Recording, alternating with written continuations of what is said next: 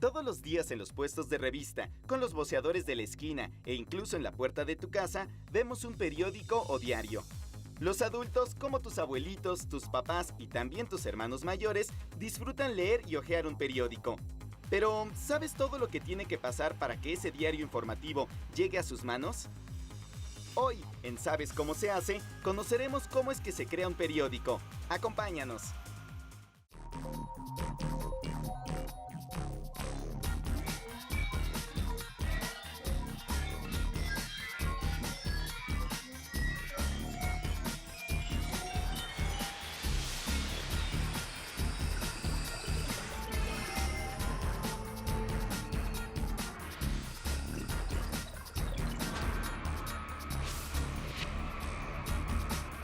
Hoy en ¿Sabes cómo se hace? El periódico nació hace mucho tiempo, en el siglo XV. Desde entonces y hasta nuestros días, sigue cumpliendo con la misión de mantenernos informados acerca de lo que sucede a nuestro alrededor. Actualmente existe una gran cantidad de publicaciones. Cada una de ellas tiene un estilo, formato y manera diferente de tratar la información. Tan solo en la Ciudad de México circulan aproximadamente 20 periódicos, y su importancia radica en que nos mantienen informados acerca de lo que pasa en el país y en el mundo. El trabajo de elaboración comienza cuando los reporteros entregan sus notas y artículos. Los editores realizan una junta para decidir cuáles serán las noticias más importantes que se publicarán en el periódico del día siguiente. A veces, por cuestiones de espacio, se necesita que los artículos o notas sean más pequeños o más largos. En ese caso, los editores modifican los textos para dejarlos al tamaño que se requiere. También hay editores de fotografía. Ellos corrigen y seleccionan las imágenes que aparecerán en el periódico. Una vez seleccionadas y modificadas las notas, pasan al departamento de redacción y diseño, donde se encargan de crear cada una de sus páginas. Acto seguido, se acomoda el texto en columnas, se escogen las fotografías, los gráficos e ilustraciones. Se le da forma al texto, a los encabezados, a las imágenes y a los pies de foto.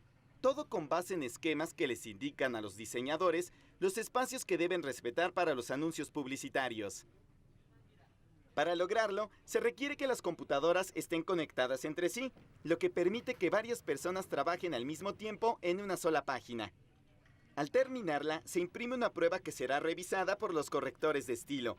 Su misión es leer detenidamente cada una de las notas para encontrar todos los errores que hay en el texto y en el diseño, marcando los segmentos que se deben cambiar. La página regresa a los diseñadores, quienes harán las correcciones necesarias hasta obtener la versión final.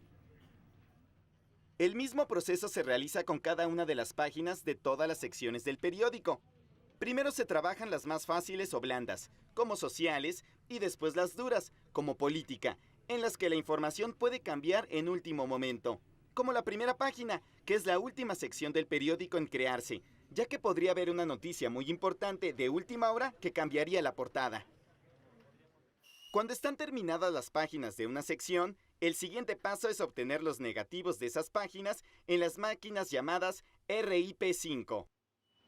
Aquí se fotocomponen las páginas, esto es, que el de un archivo digital resulta un negativo, igual que el de las fotografías.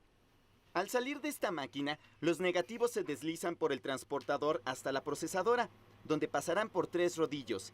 En el primero, se le pone un líquido revelador que hará que aparezca la imagen. En el segundo, se le aplica un fijador para que no se borre. Y en el tercero, se le da un baño con agua para que quede limpio. Después se seca y ya está terminado el primer negativo de los 4 que se necesitan por página. Se hace un negativo por cada color: negro, amarillo, azul y rojo, ya que con la combinación de estos se crearán el resto de las tonalidades de la página. Antes de mandar los negativos al siguiente proceso, se revisa que estén bien hechos y se les hacen unas perforaciones que servirán para atorarlos en la insoladora y no se muevan al momento de crear las placas de impresión. Ya perforados, se revisa que los agujeros de los negativos estén en la posición correcta y se mandan al siguiente proceso. Los negativos llegan a la insoladora, un aparato que hará que la imagen pase del negativo a una placa de metal. Aquí, En lugar de ser revelados en papel para fotografías, los negativos se revelan en placas de aluminio. Estas placas tienen en uno de sus lados una solución sensible a la luz, permitiendo que la imagen y el texto se queden grabados en ella. Primero se colocan las láminas de aluminio y luego se monta el negativo, lo que hace una especie de vacío entre la placa, el negativo y la lámpara. Esta lámpara emite una luz ultravioleta que baña el negativo. Mediante esta operación, la imagen se imprime en la placa. Con la insoladora, la imagen del negativo se convierte en positivo en las placas. En otras palabras, lo que está de color blanco en el negativo pasará a negro en la placa y viceversa. Hasta este momento, la placa ya tiene la imagen, pero debe ser revelada porque aún no se ve. Así que pasan a la procesadora de placas.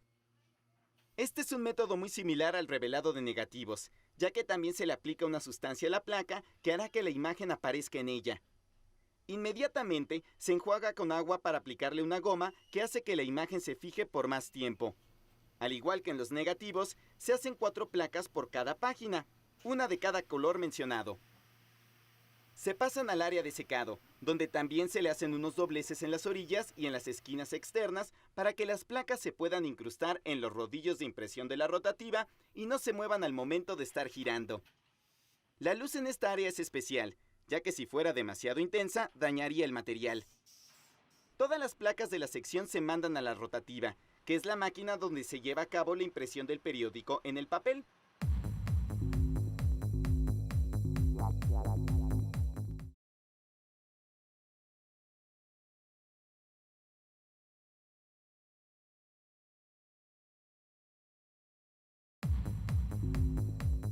Esta es una rotativa.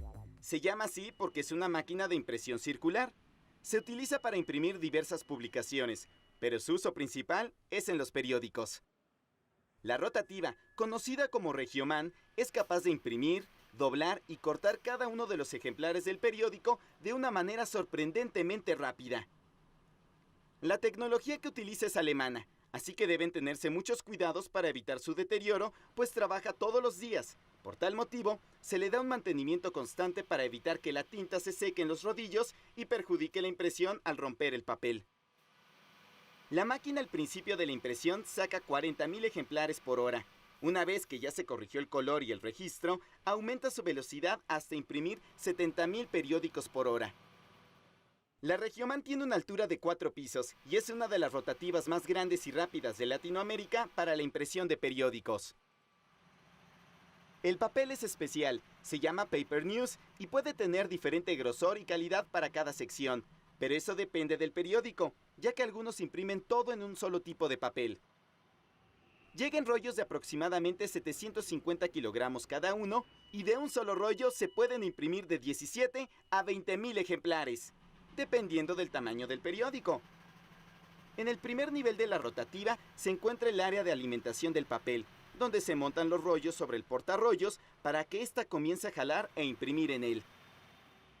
Se coloca un rollo en la parte superior y otro en la inferior. Se unen ambos para que al terminarse el primero, continúe la impresión en el segundo. Lo interesante es que no se corre el riesgo de que un periódico salga mal, porque la máquina está calibrada para que no imprima en la unión de los rollos.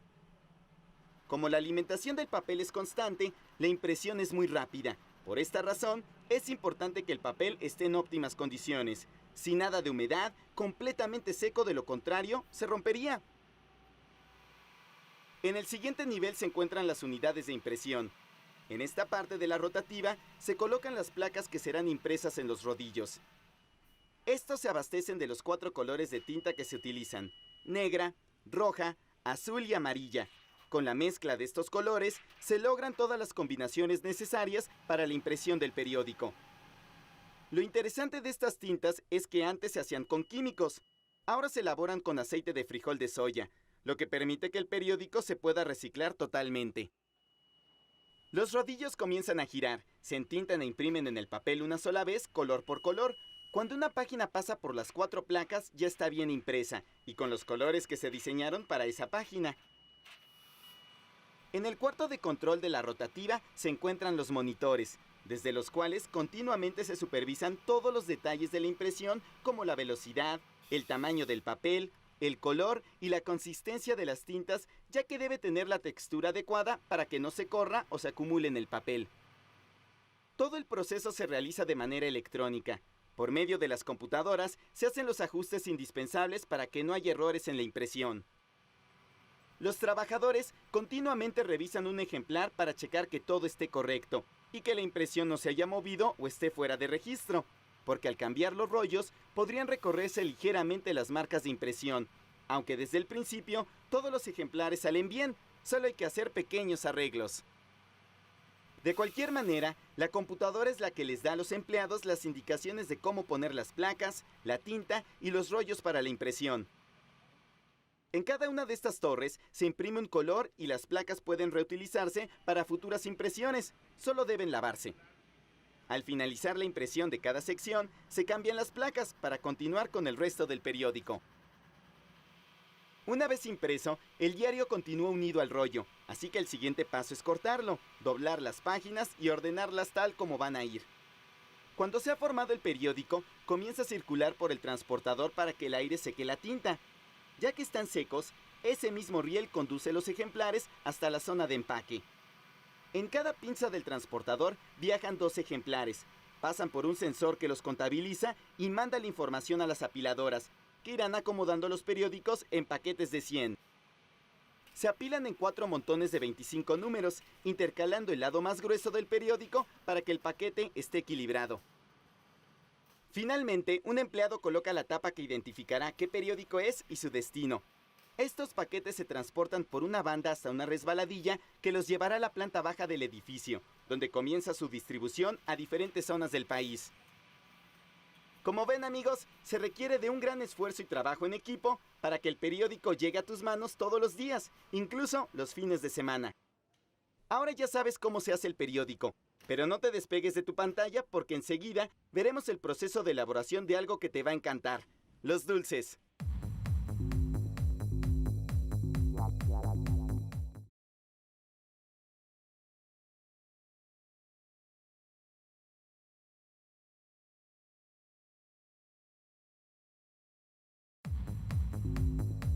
En la tiendita de la esquina, en la cooperativa de la escuela, en los supermercados, en las fiestas y en muchos otros lugares, los dulces siempre están presentes, ya que estas golosinas nos encantan a chicos y grandes. En todas sus presentaciones, macizo, suave, chicloso o esponjado, en cualquier presentación los caramelos están ahí para endulzarnos la vida.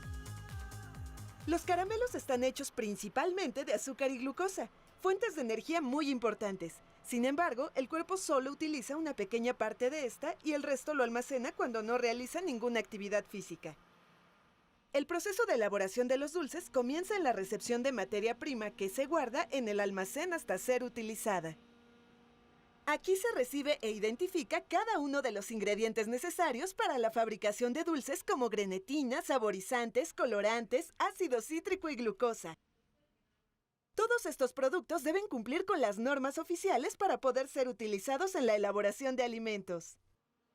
En este lugar también se guardan los empaques, calcomanías, bolsas y todo lo indispensable para conservar el dulce hasta su venta y consumo. En el área de dosificación se hacen las porciones exactas de los ingredientes para los distintos tipos de dulce.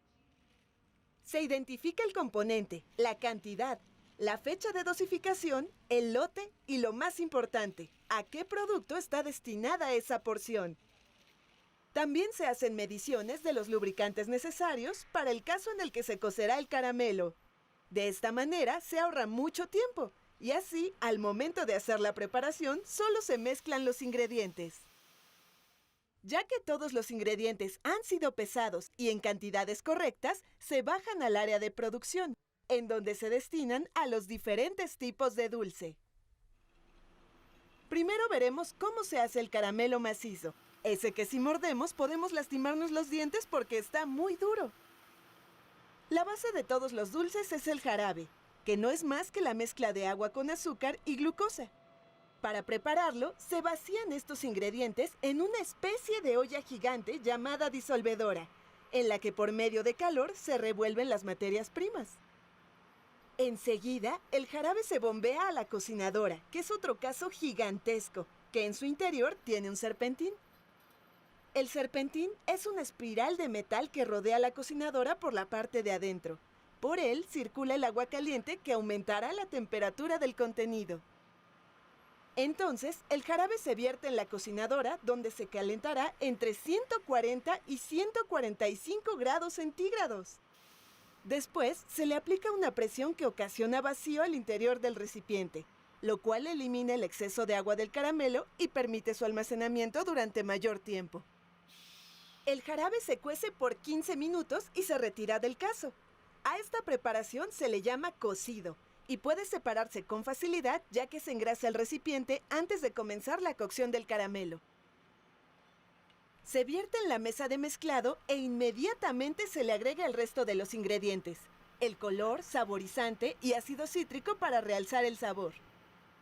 Todo se debe realizar deprisa, porque la temperatura del cocido comienza a bajar al estar en contacto con el metal, y si se enfría demasiado, sería imposible incorporar los ingredientes. De hecho, se cristaliza, es decir, se endurece un poco, pero solo de la superficie. Por eso le pegan con una pala de metal para que se mezcle bien. En este momento el cocido se encuentra a 85 grados centígrados, así que se debe tener mucho cuidado para no quemarse. Una vez mezclado, ya se le puede llamar caramelo a esta masa que pesa entre 42 y 45 kilogramos. A continuación, se deja reposando en otra mesa hasta que baje su temperatura para avanzar al siguiente paso del proceso. Ocasionalmente se dobla y se mueve para que se enfríe de manera pareja. Cuando el caramelo llega a 75 grados, se pasa a la bastonera. En esta máquina empezará a ser amasado por unos rodillos. Luego llega a los egalizadores, que son discos que van formando una tira delgada con el caramelo, para que pueda entrar por el troquel que le dará forma y lo cortará. Los dulces se transportan por una banda con ventiladores para que se enfríen. Esa línea llega a un tamiz, donde los caramelos defectuosos caen por la malla mientras una persona recibe y selecciona las golosinas que saldrán a la venta. Se colocan en contenedores donde se pesan e identifican para su almacenaje. Para envolver los dulces, se colocan en un recipiente en forma de embudo que va dejándolos caer poco a poco a un disco donde se acomodan y pasan por una estrella que corta la envoltura del tamaño exacto para cubrir el producto. En la parte de arriba de la estrella se tuerce el papel para formar el moñito. Esta máquina envuelve aproximadamente 20 caramelos macizos en un minuto, o sea, cerca de 200,000 dulces en una hora.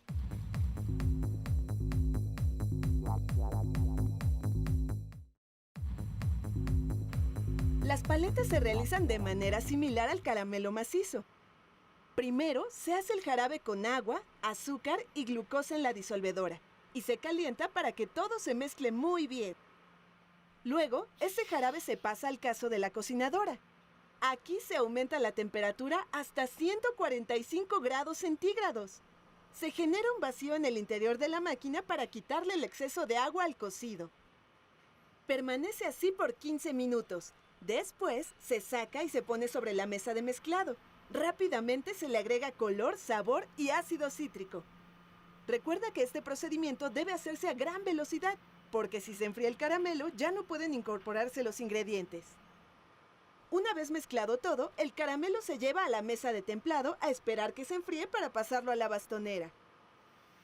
Cuando llega a la temperatura adecuada para su manipulación, se manda a la bastonera, que al igual que el caramelo macizo, tiene unos rodillos que lo amasan y pasan por los discos que formarán una tira larga. A diferencia del caramelo macizo, estos discos están más separados porque la paleta tiene un diámetro mayor que los dulces. La tira de caramelo llega al molde que lo cortará en forma de esfera.